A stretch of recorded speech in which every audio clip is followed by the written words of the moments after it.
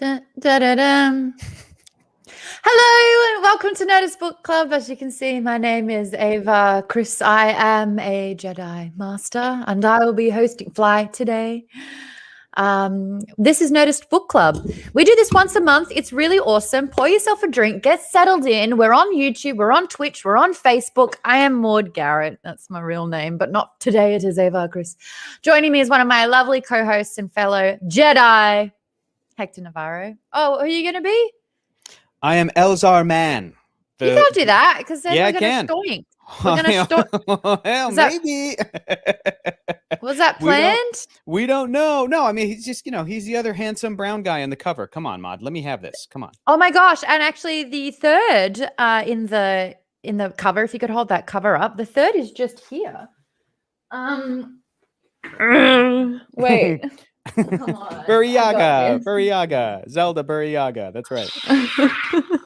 The red lightsaber. That's bad.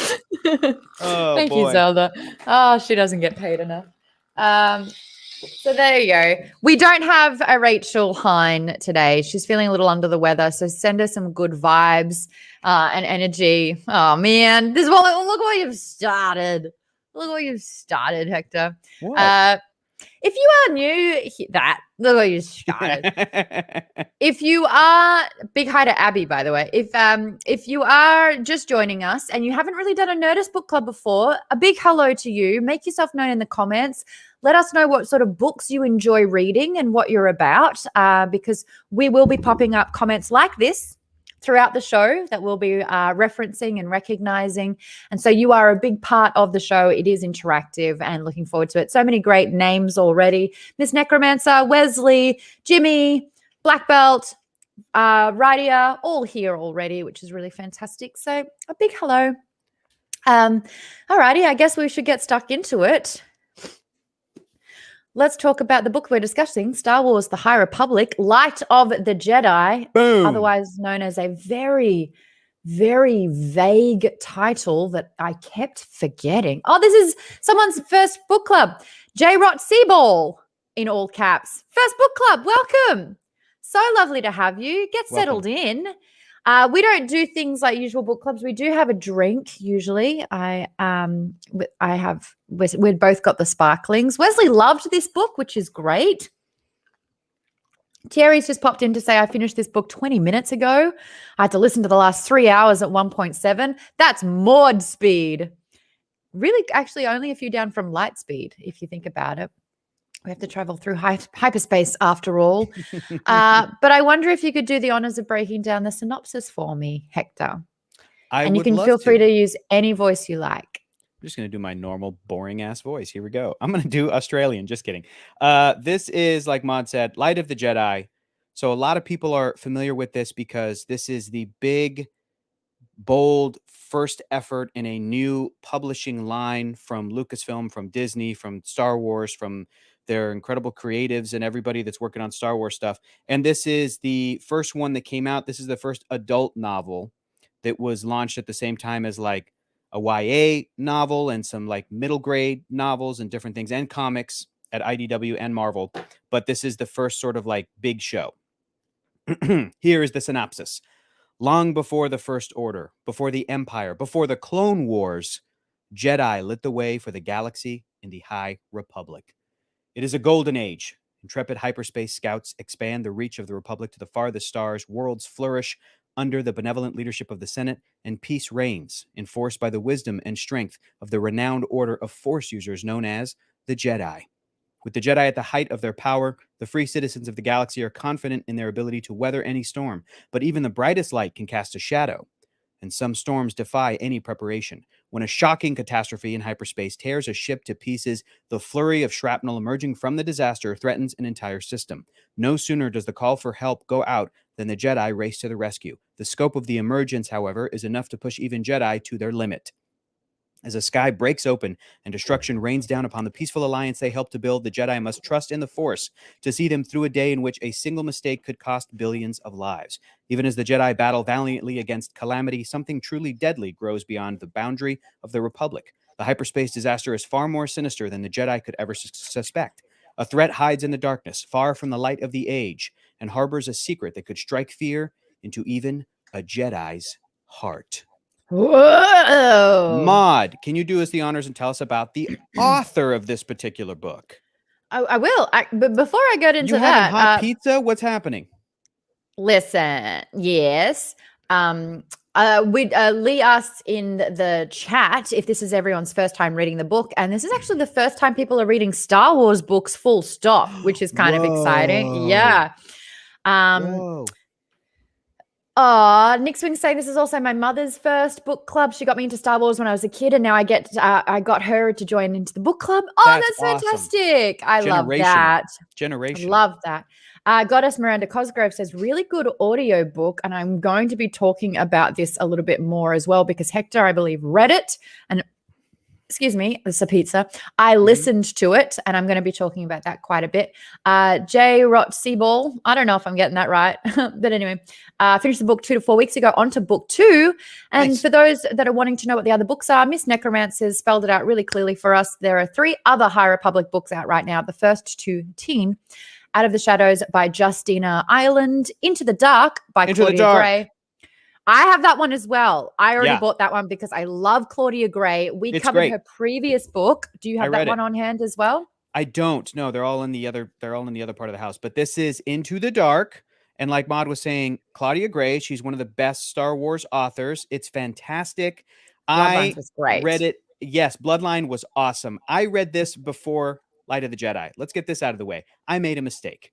I should have read Light of the Jedi first. It helps to have some background info, and then go into this, which focuses on 1 or 2 more sort of central characters and has more of a self-contained kind of a, which we'll talk about. We'll get into. But I also have 2 other. I already like that book more. Yeah, we have also 2 other like middle grade books I've got. This is A Test of Courage, Justina Ireland, and then this one just came out by Daniel Jose Older, which is Race to Crash Point Tower. And I think this one might take place during the second adult book, which also just came out. I'm not entirely sure where kind of things are taking place, but part of the fun is as you read it, you place it yourself. As you read it, you know, okay, this is happening here, this is happening here.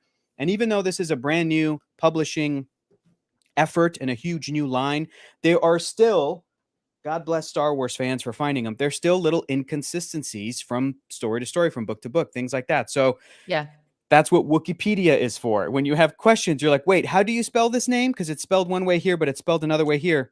You go to Wikipedia and it'll tell you, yeah, that's an error. So that's those are the books I got right now. Very excited. But Maude, please let us know about the author of this one, Light of the Jedi. Yeah, it's Charles Soule. He's a New York City-based novelist, comic book writer, musician, and attorney. He's worked for DC and other publishers. He's best known for writing Daredevil, She-Hulk, Death of Wolverine. Have you read those, Elzar Man? I've read some of Death of Wolverine and maybe some She-Hulk, but Charles Soule, I read a lot of his Star Wars stuff for Marvel Comics, and it's awesome. It's awesome. He's done Star Wars, Rise of Kylo Ren, Darth Vader, Poe Dameron, Lando, and more. He's done a bunch of other things, but what was really interesting is that his very first novel, The Oracle Year, was published in 2018, 3 years ago. That's it. He's one of the founding creators of Star Wars: The High Republic, which begins with Light of the Jedi, which was released in January of this year. And he's currently writing Marvel's flagship Star Wars comic, War of the Bounty Hunters and Undiscovered Country. He's also got a new series, Hell to Pay, which is coming out this summer. I like that the person's name is Maude, that they're co-writing with Will Sliney and Maude Rosenberg. Couldn't just stick it to Maude. You had to put a model. Anyway. So Charles Soule's writing. I agree with Distant Ignition, who's actually said that Claudia Gray is in his top 10 authors of all time, and he barely reads YA. So that's such a testament to Claudia Gray's writing. But what did you think of Charles Soule straight out the gate, Hector? Well, like I said before, I had read some of his Star Wars stuff. His Poe Dameron comic book series is the reason I love Poe Dameron. And that's because as much as Oscar Isaac is a gem, he has so little screen time in those 3 movies that he's in. And the Poe Dameron comic gets to explore his character a little bit more and set stuff up before The Force Awakens and a little bit after The Last Jedi. So I think Charles Soule really loves and kind of gets Star Wars. So I was so excited to jump into this stuff because this has been hyped for a while now. And I was so excited to jump into the High Republic. And I started with the Claudia Gray book and I liked it. And then I got to the Charles Soule book. And I don't know which one I like more. I might like Into the Dark more. But with Charles Soule and his writing in this, I really enjoyed it. And I think that he did a really good job basically setting up 100 characters. I wrote down all the characters. And I counted them real quick just now, and I think it's close to 100 characters are named to sort of set up lay the stage for this era in this world. And it's a lot of stage laying, but even through that, there were still a handful of characters that I connected to, and I thought that some certain moments like really landed. And I was into the villains by the end of it. So the other thing I want to mention too is that I don't know if this was purposeful, if this was something that Lucasfilm was doing on purpose, but I found a lot of comparisons to 3 books I just finished literally right before getting to the High Republic, which were Star Wars Aftermath by Chuck Wendig. Those 3 books, which takes place right after Return of the Jedi and then some years before Force Awakens, those 3 books are also Chuck, the author, bouncing around to different characters. Boom, boom, boom, boom, boom. But they're established characters that we've seen, not only in comics, movie. True. Yes and no. That is true. It's like, we're going to go check in with Leia Organa, see what she's dealing with. We're going to go check in with Han Solo, see what he's dealing with. But he did introduce a handful of new characters. Snap Wexley, who was played by Greg Grunberg in the movies, was like a 15-year-old, and we're introduced to like his mom and a bunch of side characters there. So like, you're right. There was a shortcut of, I know who Han Solo is. I know who Leia is. I know who these characters are. But that also did feel like it was the first big bombastic book out of the gate to establish the New Republic era and the sort of status quo. And Chuck Wendig was bouncing around. And I remember when that book came out, a lot of readers were like, I don't like that it's this many characters. I just want to focus on one. I didn't like the book. It was too spread thin. What's the character's name? Timothy Olyphant in Mandalorian. Yep. His character is introduced in like 1 chapter in the first book. We see him again in 1 chapter in the second book. Like, it's that quick. It's a quick little like intro. And then we see him in live action in Mandalorian years after the events of those books. But having just read all 3 of those, where I got used to this sort of like bouncing around to the whole sort of Star Wars galaxy, I think prepared me for this, which is kind of doing a lot of the same stuff. But those are my overall thoughts. There were 2 options here. And what I didn't particularly like is that you could almost feel the boardroom discussions, like, the procedural kind of decisions that were made in a group mentality, instead of what we usually see with a lot of the Star Wars writers, which we spoke to Claudia Gray about when she was writing Lost Stars and Bloodline. Here are the bullet points you need to hit. The rest, go for it. And I think having that, and I'd be really interested with what Charles had, but for me, it feels like the trainer wheels are back on, because we're touching an entirely new region that we just don't have any kind of understanding or knowledge of before. And this is what, like, the 2 options that they could have had was bank on their new Luke, Leia, and Han. Bank on their new trilogy, trio, bank on the characters and who they're going to be. Or, and this is what the rumor is, introducing us to so many characters and seeing the audience's reaction and response to them. Which one's the crowd favorite? Who are people resonating with? And then banking on them because they're a sure thing. Personally, I think if you're introducing us to a new era, introducing us to that many new characters, I feel really hurt the book and has hurt the introduction to the High Republic. I struggled with this book. And there's so many Star Wars books that I have read, and there's only a handful that aren't great. Like Heir to the Jedi was terrible, but the Sith Apprentice, what was that one where it was like Master and Apprentice? No, that's Claudia Gray with you're thinking of, like, what is it, Lords of the Sith with Palpatine and Vader? That was great. Bloodlines was great. Timothy Zahn and all of his Thrawn stuff is great. This book, compared to those, not great. I didn't love it. Stargirl's given it 2 out of 5. KP Dubs is giving it 3 out of 5. Jay Buntrock is giving it 5 out of 5. Madeline's giving it 4.5 out of 5. This is the thing. It is really split. I think majority are like, 2/3 are really, really liking this, but there's a third of us that just didn't dig it. And I'm really glad that we're able to spend the next sort of 45 minutes unpacking representing both sides of this. Yeah. I would love to try and, because as you were saying that just now, Maude, I was trying to figure out, I was like, why did I enjoy the book? What was it? What was it about me, Hector, that kind of tapped into the way that this book was laid out? Because I absolutely agree that it is laid out in a specific way. I think that I could also feel what you're talking about, the sort of boardroom, because it's also like really well known that the High Republic publishing, effort was a lot of like creative retreats with these authors. And Charles Soule talks about it in the back during his sort of like acknowledgement section of the book, where he's like, I started working with these people. They started as coworkers. They became my friends.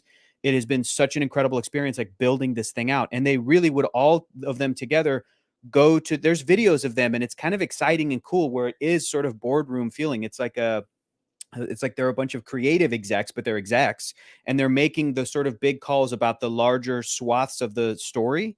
And just now at Comic-Con this past week, they said, like, we've got stories planned for the next couple of years. So they do know what the sort of big major, they knew that the big thing in this was like the legacy run, that horrific tragedy was going to kick things off with this story and kind of set the characters in motion and everything.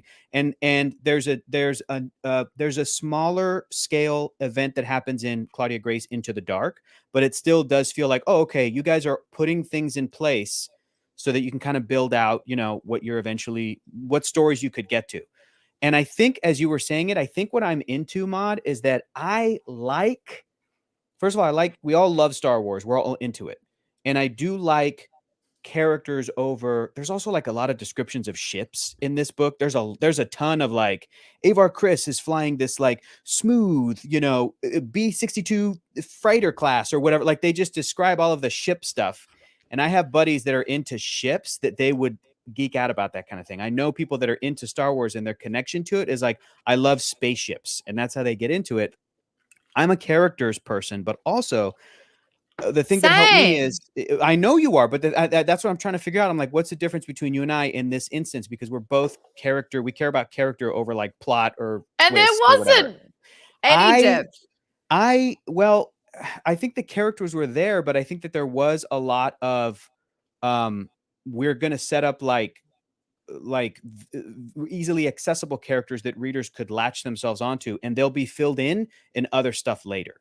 And I think that a handful of characters got some personality and some story arc in there. I really liked Bel Zedegar, the Padawan who had to overcome something, and then his Jedi Master Loden Greatstorm. I felt like those two characters had personality. The Jedi cook had some, but they're all kind of supporting characters' personality. Do you know what I mean? It's not. That's the thing. There is no protagonist, and they've put these three characters on the book. And I remember, the first half of the book being like, but I've heard from Avar Kriss like a tiny fraction of this. There was no one to sort of anchor the story. There was no protagonist, and there was no real antagonist either. It was just bodies of people and a body of problem, and not really understanding who's behind the big body of problem, but how it affects the mass on a whole. And so many people being sort of like affected by this one thing and understanding their roles throughout it all. But this ping-ponging back and forth was literally like, hey, let's get to know you. Nope, on to the next. And you just didn't get deep into these characters enough. The moments that really should have been affecting me, like when one of them dies, I didn't know their name. I didn't commit their name to memory because I was told about 92 different names that it started just bouncing off me. Nothing was sinking in. Nothing was gaining traction. Nothing was really resonating with me. And the stuff that I was kind of listening to, I was like, this feels really cliche. I will say the thing that I really liked about it was the start. I loved the fact that you had this giant cargo transport vessel that has blown up and is causing catastrophic damage. I thought that had a real sort of like supernatural disaster kind of film that we've seen before, kind of like your Armageddons or your whatever it is. But I was like, imminent threat. You have X amount of time to evacuate. Like that, I was like, okay, I'm on board with this. Yeah. But then it was one thing after the next. And instead of feeling like, oh, wow, I was just like, hold on, I just don't have enough time to kind of really grasp what's happening. And then you had the middle of the book, which went on forever, where nothing really happens. And a lot of people that I was reading about online, they were like, is this the point where I check out right now? Lee, who's in social media, is one of them. And then it kind of came around by the end, but like I've got so many thoughts about it. I think that the nihil is super cliche. I just didn't love this book. Well, back to what I was saying a second ago about trying to figure out why I really enjoyed it. And I think part of it was that I had the advantage of I was the one that was like, I'll take the notes for us this month.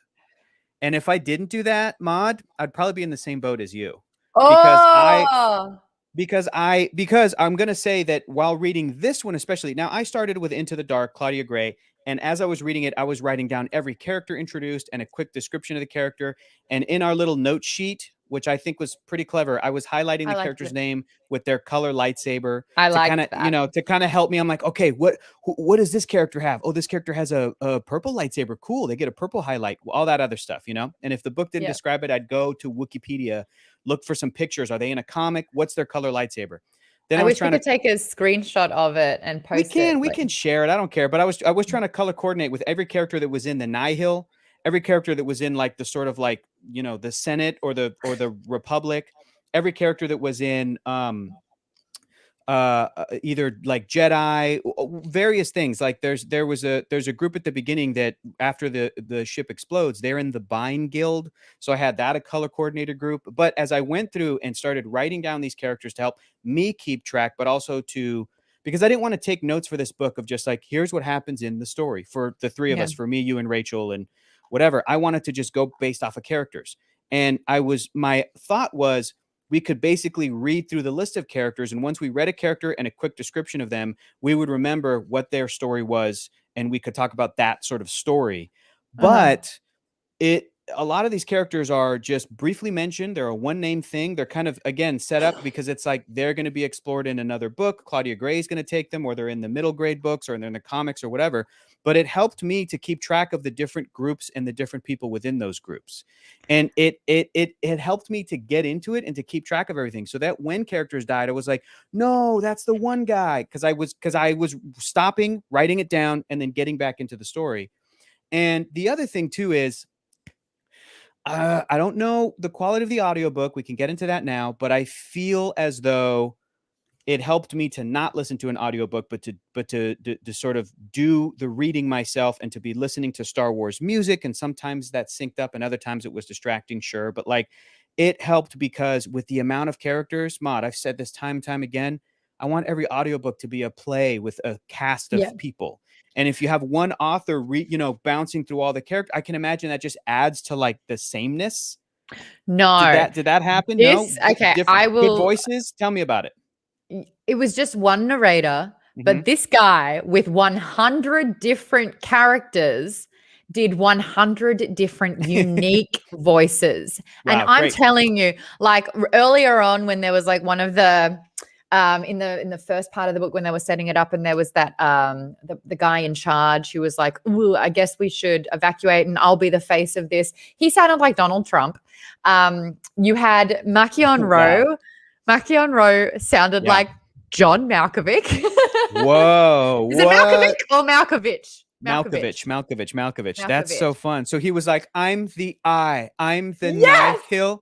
You'll have to listen to me if you want to. It's my head. Like that kind of thing. 100%. You absolutely crushed what Makion Rowe sounded like. Fun. He was, but then, with all Star Wars properties, there was so much background ambience. Like when alarms are going off, the alarms are shrieking. When you're in space, you can hear like a hum, and that, all of it there. And like some of the times it's like when that alarm was going on for like, half a chapter, you're like, we can we can simmer this down now.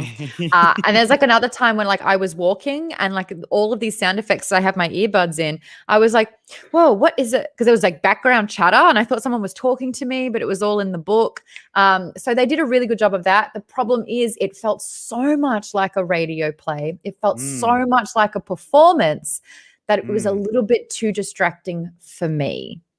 But I will say that the guide and you know, instead of like, you know, let's just say Elzar man started to fatigue walking up the hill. And Elzar man started to fatigue. It's like, okay, buddy. Yeah. A little bit like that. He was probably like, this is my shot. Everybody's going to be listening to this. This is the first book out of the High Republic. I want to be brought back to do all the other books. Like, I'm going to establish the voices. I'm going to do Marchu and Ro as Malkovich every time. That's fun. I know it's either going to work for you or not. Super impressed about if you hear the voice, you were able to associate it to that character. So credit where credit due, did a really good job with that. Was it a little bit over the top with all the sound effects and the music and the performance? Yes, for me, yes. I got some of that too because I did the audiobook for Claudia Gray's story Into the Dark. I did the audiobook. I want to read this one. I already like that book better than this book. Yeah. I mean, a question I have in here is, are you excited to read more High Republic stuff? And it sounds like even though you didn't have a great experience with Light of the Jedi, that you're still interested, Maude? If you're going to make a character and put her on the front of a book that looks exactly like me, I have to know what. Okay. I want to know this thirst between Ava and Elzar. Like, I'm about it. Like, sign me up for that sneaky Jedi lust. Yes. You know what else this again, I've really enjoyed listening to you break down your experience reading the book because I'm realizing sort of what my take on it was while I was reading it. And you mentioned how there's no Luke Leia Han in this. The story is not this kind of focused thing. And I feel like what it would be like is it would be if they, instead of A New Hope coming out, if there was a book called like Star Wars, The Age of the Rebellion, you know, Light of the Jedi, whatever. But like, instead of having Luke be the central character, if it bounced around and was like, here's all the characters in Rogue One right before they try to get the plans. And now we're going to bounce over. Here's what Ahsoka Tano's doing over here. And we're going to bounce, you know, because there are still. We all know the thing that I think is the difference is we know who Ahsoka Tano is. If you've been invested in Clone Wars, you know exactly who she is. You know her relationship with Anakin. You know what her values are. Like, it's such an in-depth character that we've really got to explore. Here, I'm meeting them for the first time and I get a description of what they look like, a slight personality trait, and one tiny goal that they're trying to accomplish. Let's take go for it. Bell. I wrote them all down. Bell Zettifar, for example. He just had trust issues using and tapping into his force. And the fact that they kept revisiting that and then it saved him, like, for me, it just felt a little bit cliche, a little cookie cutter. I got really distracted with Loden Greatstorm because he sounded like a Khajiit in the reading. So if you play Skyrim, the Khajiit are the humanoid cat people, felines that run the markets usually, or they're you know, mercenaries, or so have like the merchants. They have accents. Is that what and they sound like this? And so when someone wants to talk like this, I'm like, all right, it's a Khajiit. And then I realized it was not at all. And then that threw me off completely because I finally started referencing the sheet there. Yeah, and I'm like, he's a Twi'lek. That's what Loden Greatstorm is. Yeah, he's got green skin with the tentacles and everything. Twi'lek. Twi'lek. Thank you. He sounded super cool in my head. That's a bummer. I think that Bell Zettifar and Loden Greatstorm are two of the better serviced characters in this. I felt for that one moment. I had some Star Wars music kick in, some John Williams stuff when Bell did this jump to save this little girl. I was like, and this revelation about what the Force is. I bought into it. I was into it. But there were tons of characters that were, for example, just blips. I mean, really quick, Jorah Mali is a Jedi Master. She's a Togruta, member of the Council. She was assigned to Starlight Beacon, but she died in battle at the end. No idea. Well, who was that? What was their name? Jorah Mali. She's got a white lightsaber. The reason I know Jorah Mali is because I read Into the Dark, and Jorah Mali's Padawan is the main character of that. And So it was an interesting exercise in reading that Jorah Mali died, and Is she in the? No. Not every character is in that photo, Maude. So you're not going to get visual reference for every character. Yeah, that's the other thing. It's like, so here's what I was trying to say. My experience with this book was, I'm already invested into sort of Star Wars lore. Hold, whoa, real quick. Go ahead. I'm just looking at the picture again. Yeah. Stellan Geos. Yeah. When was he in the book? Because that boy is mwah. Yes. That is not all of these characters are in the book. Not all these characters in the book. Stellan Geos was mentioned one time. And because I got that quick mention, I was like, oh, somebody else must have got him. And okay, internet, tell Maude where she can find Stellan Geos. I don't know what else he appears in, but he is very fine. There's a lot of attractive people in the Jedi Order at this time. It's also not surprising too, because there's another Togruta in here. I think that's a Togruta. Where? Fazala. Torben. Torben looks like a Togruta. Okay, what are you looking at? What's going on? Torben? Yeah, in your document that you read the whole name. Are you looking at the picture or just the names of the characters?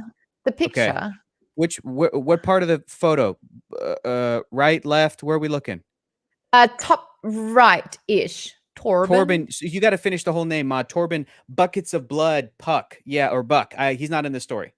Oh God, this image was very. Hector, you're messing with me. Keep going. But this image is not. Here's all the characters in the book Light of the Jedi. This is supposed to be their whole publishing line. So some of these characters are in different. I knew that going in. Ali. So, okay. I'm going to give this to Ali to overlay it.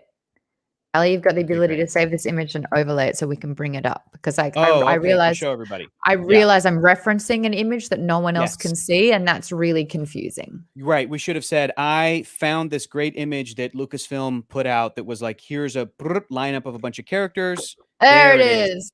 All right. So, yeah. That's Maude, the hot one. Hot. Yeah, right in the dead center. Oh, Stellan Geos. Yeah. There's a lot of them I crushed on. I really liked we're up the top there. We're up the top there. Yeah. What? Oh, us two? Yeah. Yeah. Elzar Man. Yes. Avar Chris. There we go.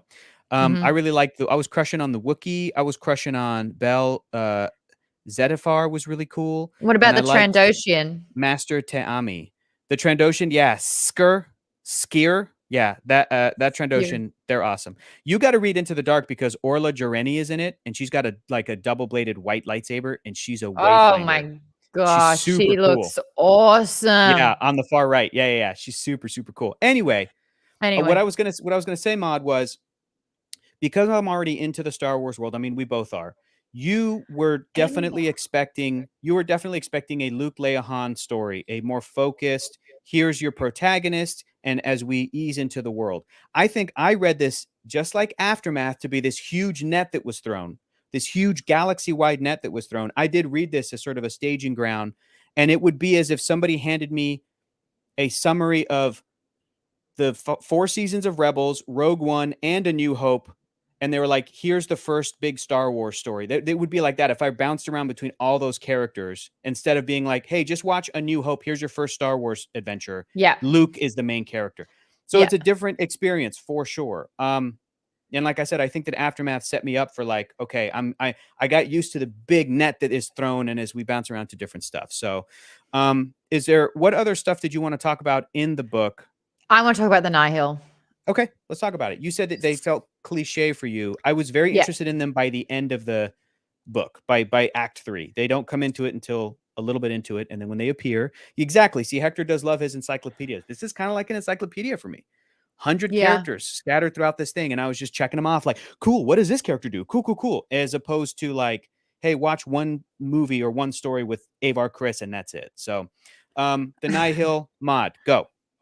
So the Nihil. Having been into sci-fi for some time, when I was reading the Nihil, I was like, do us all a favor and just call them Reapers, because we've got Reapers and Reavers in Firefly, in The Walking Dead, there's like another property where there's Reapers in there as well, and they're Ravagers and all Guardians of the Galaxy. Ravagers. Would you consider it's that? yep, yep. It's Mm-hmm. all that kind of stuff. Mass Effect's got them. Thank you. Mm-hmm. That's Space exactly pirates. right. Yeah. And Gotcha. I did like that they had a different sort of infrastructure, which was you've got your 3 tempests, and they were able to sort of like employ or gain followers that would work for them specifically, and that it was known as like the Storm, and then sort of the Thunderers or whatever. I don't care. But I liked that a little bit Cloud, more. Strike, and Storm. Sure. The infrastructure. Yeah. That's the one.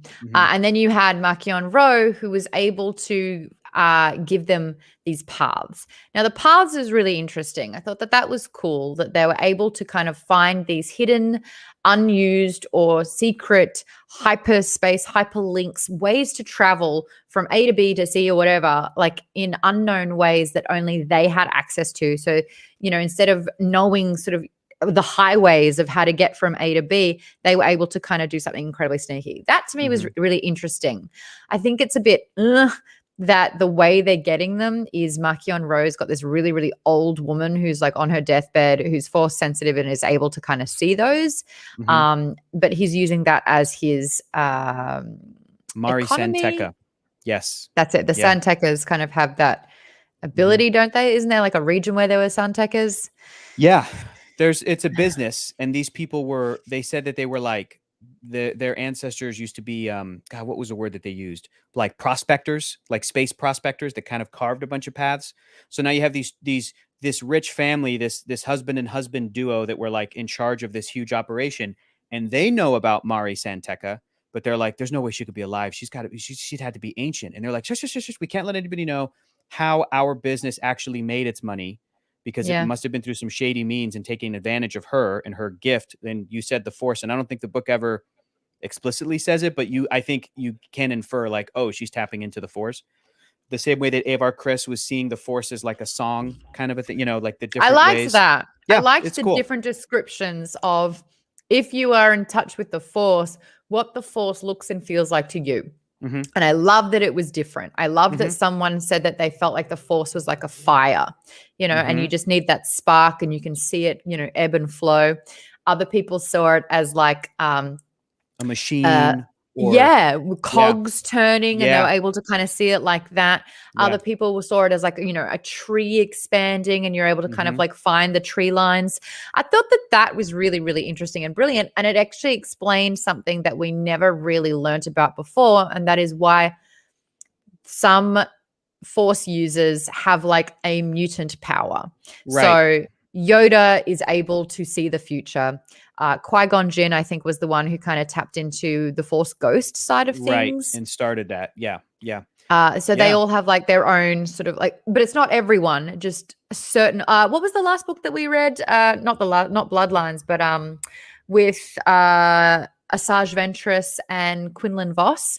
Yeah. And Quinlan, if he touched it, he would be able to kind of like recollect. It's like Phasmophobia. Phasmophobia? No, that's a video game that I like playing. That I don't like playing. It was like Fantasia, whatever it was. There was a word for it. Item memory or something. Yeah. Dark Disciple was the book. Yeah. And I read and I watched another review, and also reading reviews about this book and seeing people's take on it is very interesting. And I Psychometry. Psychometry. Thank you, Weirwood. Psychometry. Thanks. I saw a review where somebody said that the High Republic era Jedi have these abilities because they're not just warriors yet. And apparently by the time we get to the prequels, they're more of like a warrior group that is working for the Senate. Does that make sense? I think that's interesting too. And I wonder if that's going to be explored. I wonder if, as the High Republic continues, because it's supposed to be 200 years before Phantom Menace, if the High Republic continues, if there's some decision at some point where everyone's like, okay, no more exploring the Force. We have to do this. We have to be this. Everybody come back to Coruscant. This is what we're doing. So I wonder if that kind of stuff will be explored, but it did lead to cool, like, storytelling and Elzar Mann was just like, hey, I don't have the answer, but I've got an idea of how we can get there. So I'm just going to try it. Like, I loved that attempt and exploration of what the Force could be, because it feels like it's super tangible in that particular way. I will say, though, in this particular instance, I had a lot of I was wondering just how many references there were for the Jedi being both church and state. Right. I would get vibes for sort of both of those. Yeah. What's right and what's wrong, how they are sort of like a unified force and how they're used. So I thought that was interesting. I do like how they mentioned that the Jedi are there, but really aren't a military for the Republic. Yes, David. Yep. Exactly. It was also interesting to see there was a council member meeting where they were all voting on, like, should we go do this thing? Should we go find these bad guys? We're not really at war. One of them mentions like the great Sith war that they won. They're like, we're not at war. We're in peacetime. And then it came down to one Jedi, and the one Jedi, she was like, well, my deciding vote is going to come down to, if we do this thing, will it make the galaxy better? Are we bringing more light to the galaxy? And the answer was yes. So then they decided to do it. So I am interested to see if the rest of the High Republic books and comics and everything will go into, like, how is that going to slowly evolve into what we see when they're bodyguard / enforcers for like the Senate in Phantom Menace. Like, how they're used there is probably different than how they're used here. I'm just not that familiar with like the minutia of Star Wars lore to know exactly what the difference is. They seem like sort of normal as we come to know them Jedi, but they're supposed to be in a different era. Going back to the Nihil, I also felt like I had a weird advantage, and it kind of linked up because you know how the Jungle Cruise movie is about to come out, or did come out? Yeah. So Jungle Cruise is coming out. I've been watching every movie based on a Disney theme park attraction, and there's, I think, more than you think. And so I've been watching them all, rewatching them. What are they? There's, first of all the Pirates of the Caribbean movies. That there's started off as a ride? Maude, yes. Oh, that's right. You're from Australia. Yes. All of these movies, there are movies that they made based off of how theme park attractions at Disneyland and eventually at other parks around the world became so popular that they're like, we should make a movie based on Haunted Mansion. The ride at Disneyland is not based on the Eddie Murphy movie Haunted Mansion. They made the movie after the fact.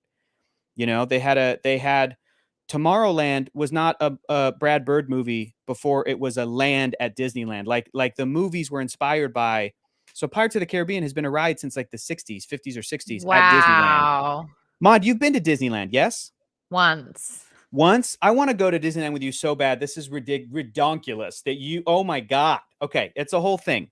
But there's a long, anyway, Nerdist says, watch Behind the Attraction on Disney Plus. Yeah, you can see some stuff there. But Jungle Cruise is also based on a ride, it's not a new original movie with Emily Blunt. I knew about that. I just can't believe that's what they're doing. They're like, we've done this ride. We own the property. Caribbean. Let's do a 5-movie series because we can milk it and make all the money because they did one movie and it was great. And then they went, oh, let's do 2 and 3 at the same time. There you go. So, because I've been rewatching all these movies and rewatching the Pirates movies, and I have one of the Pirates movies and I just ordered the last one in 3D. I rewatched that. I've been in a pirate state of mind. I like that first movie a lot. I like the last 2 movies more than 2 and 3. Anyway, I'm in a pirate state of mind. So the Nihil, to me, I could picture some of them being like, I think we should do it this way. Very Jeffrey Rush, Hector Barbosa. Like I could picture it. And it just also felt like it was an effort to make some antagonists that had a different vibe than the Sith.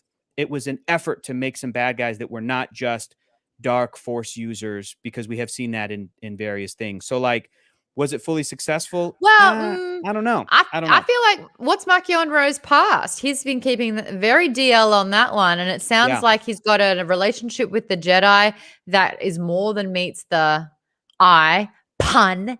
He obviously, his whole plan and this whole plan of action and stealing the family was all to obtain a Jedi for his uses. Yeah. And it's unfortunately Loden storms. Thank you. Which he's like, haha, the irony is not lost on me. So I think that was the most interesting part. Like that little moment at the end where it got a little bit dark, where Marchion is just kind of like, this was all for my own personal gain. And that the whole thing's just, he's been 2 steps ahead. He was able to take out Kazar, I think that was his name. Kessav was able to see what I mean. None of the names are sticking except Machion Rowe. I don't know why. Machion Rowe is just like, ugh. So I think he's got what it takes to be a good villain antagonist. Yeah. I think having some sort of rescue mission for Loden, you've got Bell. Yes. His Padawan is going to want to step up with that. I really like the moment. Every time he was like, oh, Bell, we're going to get you to be Jedi Knight. You're no longer going to be a Padawan. Honestly, it's going to happen. I was like, dude's dead. Oh, Dude's gone. Like, as soon as you make that promise, it's like, but and that's the thing. I don't want to be able to see that coming. I don't want it to be that predictable, and it was a little bit. Yeah, it's tough. I mean, that's the tricky thing with Star Wars. I'm not trying to disparage all of Star Wars, and I'm not trying to say you're too smart, Maude, because you're an adult woman who wants to read a story that surprises her. But it is tricky because like middle school kids and high schoolers are also reading this book, and it needs to be this, Dark this Disciple. I did not know. We did a week to week breakdown on that, and on the third week we were like, we have a quarter of the book to go. What do you think's going to happen? And we did predictions, and I don't think any of us got it except you, because you'd already read it. So like, it can happen. Yes, I'm too smart. I think you're too smart. Is that Australian or is that Jersey? What accent is that? Smart. Smart. Okay, very Australian. Okay, here's the other things I want to talk about. I wanted to ask, what does this story in this era bring to the larger Star Wars universe? You talked about how you were interested in some stuff, but you don't care what this book brings to the franchise. Okay, moving on. Next question. Maude, would you recommend this book? Didn't make me care. No. Yeah.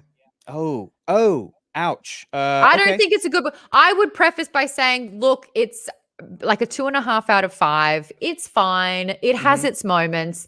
It is a lot. So if you're going to read this book, expect to do a bit of homework and have reference points and guides to help you.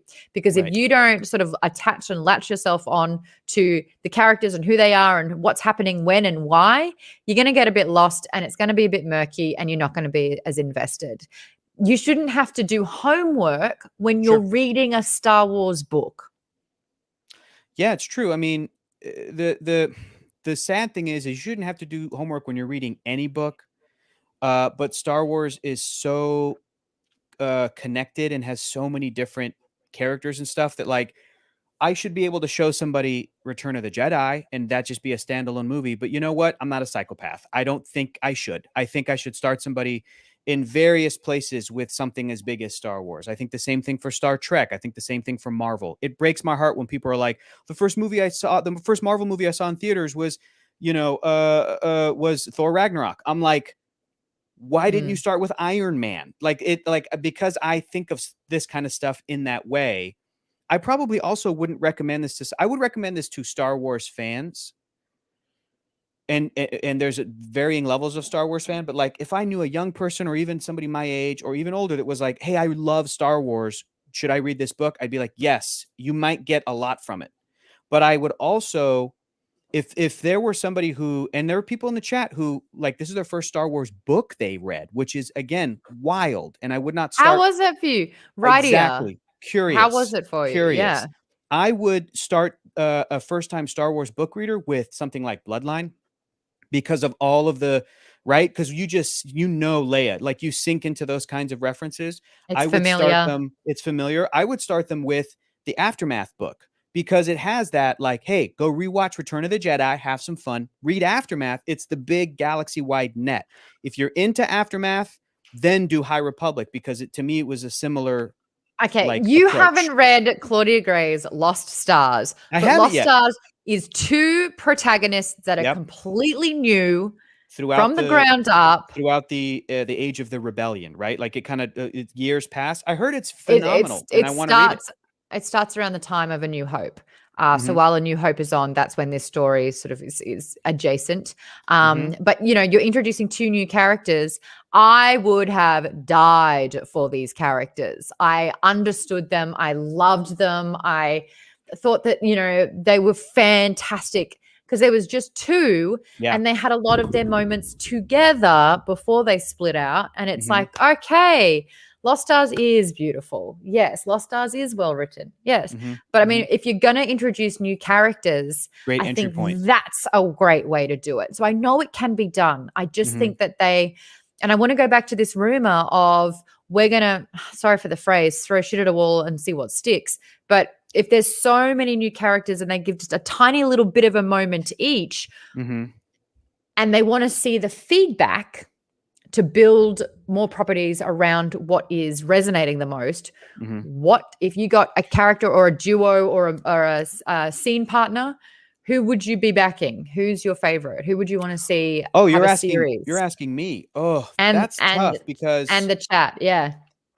here's the thing. I believe that rumor could be true, but I also believe that I wouldn't I don't know if I want adaptations of stories already coming out with the High Republic, but I would be excited about because one of the shows I think or movies, Acolyte, is going to take place during the High Republic, right? Isn't that the deal as well with that Oh, film? It's just going to take place here, but it's not like an Avar Chris movie as far as we know. Because I don't I know if I would because these are all sort of to me like Star Wars novel and comic book characters. It's tricky when they make the transition to live action. Cobb Vanth in The Mandalorian, they got Timothy Olyphant. It was kind of perfect. I don't know if you could do that with 20 characters in a row and have it all be successful. So I'm hoping that Lucasfilm, if they have enough interest and if they have pitches from creatives coming in and they're like, hey, I want to do a High Republic story based around this character, that they just go for that. And they don't necessarily listen to the fans, frankly, because Into the Dark has this great side character named Geode. I'm not going to tell you much about Geode, but like Geode is like a great character that is maybe my favorite in the book. I don't think you should base a show around Geode. You know what I'm saying? It's a supporting character. Fandoms will mhm. pull out their favorites and go, "Oh, I love this character and so and so and so and so." Hey, that's great. You can't always build like a good story around that character, but even if you do want to see them pop in, Cobb Vanth is not Geode is not a dude, but close. He's like a Geo dude. Cobb Vanth is not the star of Mandalorian. He's I this got it. one-off. Yeah. So they created a new character, the Mandalorian, to do this story set in the New Republic era. That's what I want to see there. But if you're asking who my favorite character was in this story, Yeah. I So people yeah, are writing their favorite characters, but I want to know yeah, why. I want to know like yes. what is it about this character that you would want to see be expanded maybe into live action or flesh Got out it. a little Got bit it. more? Yeah. Well, I'm always a fan of Wookiees. I want to see Wookiee Jedi. I was sad when they introduced a Wookiee Jedi Padawan in Clone Wars, just for me to do the math of like, that Wookiee's probably dead. That Jedi, that little kid probably got killed in Order 66. What a Yep. bummer. So if you want Yeah. to give me a show or a animated series or a movie and Buri Yaga is in it, I'm excited. I liked Bel Okay. Zettifar in this book because I think that an 18-year-old Padawan who's like, I can't land from a high distance, and his various little personality traits that he had with his Jedi Master Loden Greatstorm. Again, that moment at the end emotionally hit for me. I would also want to see more of Porter Engle, the cook, because this dude Yeah. was He was almost fascinating. almost 300 years old, had a scar, like had seen some shit, and was just now this like friendly kind of cook. But then when they went into we got to go save this family mode, he He was was a like cowboy. he was a cowboy. So Jedi can be cowboys, and I think that's. I also liked Mikhail Sotmani, who was the big Ithorian, who had everything translated in basic. That big hammerhead looking alien guy. I like aliens. Oh, As handsome as all of these humans are, I like the Trandoshan skirt Kier. Like I liked Te'ami, that woman Jedi who was killed in ship battle. Tommy. Mm. That's Those Cad are cool, Bane's but race. yes, that's right. I Yeah. forgot what it was, but Cad Bane's a cool character. So anyway, Yeah. I would rather see Star Wars announce like we're doing a High Republic cartoon show and it'll be like Clone Wars where it bounces around. Or I would rather see, you know what I mean? Like as opposed or if they're like, hey, we met with so and so director, so and so writer, they have a pitch for Avar Chris, we're doing a movie. because I think that some of these Jedi characters can hold down a movie. I think that they can be the leads, if they wanted to do an Avar Chris Elzar Mann story, like their last story, whatever that means, in live action, that could actually be with the right team. It could be awesome. So what about you, Maude? Did you have a favorite character in this book? I know you struggled with it. Porter was really interesting. I liked that he was like, he'd done every, and it felt very video game character for me. He's done every kind of like, he'd built out every tree, of every sort of job. What do you call them? Yeah. Job arcs, job the tree, tiers. Yeah. Whatever. Career and tree. so now he's just like, yeah, that's it. That's exactly it. And now he's like, I guess I'll start cooking. So I think like this is a guy who just knows everything, and he kind of seems like someone who just retains. So he's like your living archive, which I think is really awesome. I thought it was kind of cool in that moment where Skiz's like, well, I feel bad about, this missing limb. Yeah, I think his arm. Yeah. He's like, but it'll grow back. And I'm like, yeah. That's cool because That is cool. It is a staple in Star Wars that you lose an arm and it's mechanical after that. It's a cybernetic. Did you connect to any of the human characters that weren't like Jedi and stuff? Because I will say, Chancellor Lena So, I liked her speech at the end. The catchphrase that kept running throughout the book, "We are all the Republic." I bought into it. It felt like this was a concerted effort from these creatives to be like, we want to tell a very positive. And frankly, it feels like it's a little bit of a response to what's been happening politically in the United States and around the world the past couple of years, where they're like, let's show positivity, let's show solving problems. It's almost kind of Star Trek-y, where it's like a bunch of capable people. And this story has this message of, even if you're not a Jedi and you don't have powers, all of us have powers. Because there was a bunch of capable humans throughout the story, like doing stuff and getting it done. A married couple, engineers, mathematicians, leaders making the right call, leaders making tough calls. You said the beginning of the thing, we had Captain Hedda Cassette, the captain of the Legacy Run. She tried to save as many lives as she could before they all died, and she didn't know. Like those kinds of moments, I think, were also strong when they were sprinkled in. Yes. I think that Star Wars is very much with this High Republic not making very complex characters. It is the good are good because you should be good, and the bad are bad because they're bad people. And what I think Marvel does a really good job of is the bad are just, they're never bad in their mind. Right. And I think that when they keep perpetuating this, we take what we want. Yep. We don't owe anyone anything. It's like, all right, cool. You get your shit for the sake of being a bad person. Yeah. And I think that sometimes the Jedi had like struggles with like good for the sake of good, like, Yes, morality. But for the whole, it was like, and when Avar Chris had asked all the Jedi to unite, even though it could cost their lives, not one person backed out. And I was like, what? All right, Maude's a little bit of a cynic. Okay, great. I ate that stuff up.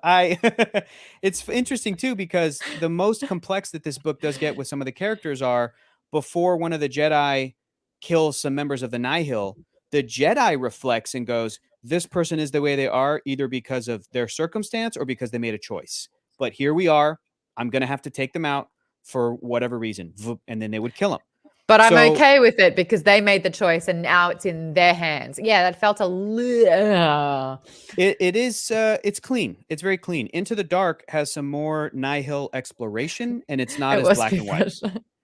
Yeah. Honestly, I'm so excited for that book, and I've already bought it, so it's going to happen. Yeah, but look, the galaxy's supposed to be good at this time. That's the tricky thing. It's like, how do you make a compelling story when you go back in time to a prequel era 200 years before the regular Star Wars story is supposed to start, before we have Palpatine and Vader and Luke Skywalker and Rey and all these characters?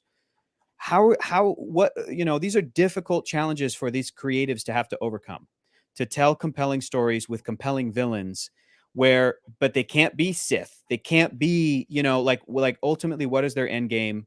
It's interesting. And will we have characters as interesting as Ahsoka, who she flat out leaves the Jedi Order because she's like, you know what? You guys I weren't don't there agree for with me, your right? I values. don't agree Yeah. with your values, which is such a strong choice for overall Disney to like embrace, and they keep exploring that with other characters like Ahsoka and herself. Will we have an Ahsoka moment? Will Avar Kriss and Elzar Mann, will they leave the order so that they can have a relationship together? Quinlan Voss nearly did to start a Right. relationship with the Sarge Ventress, who was blacklisted. Like she was on their Yes. most wanted.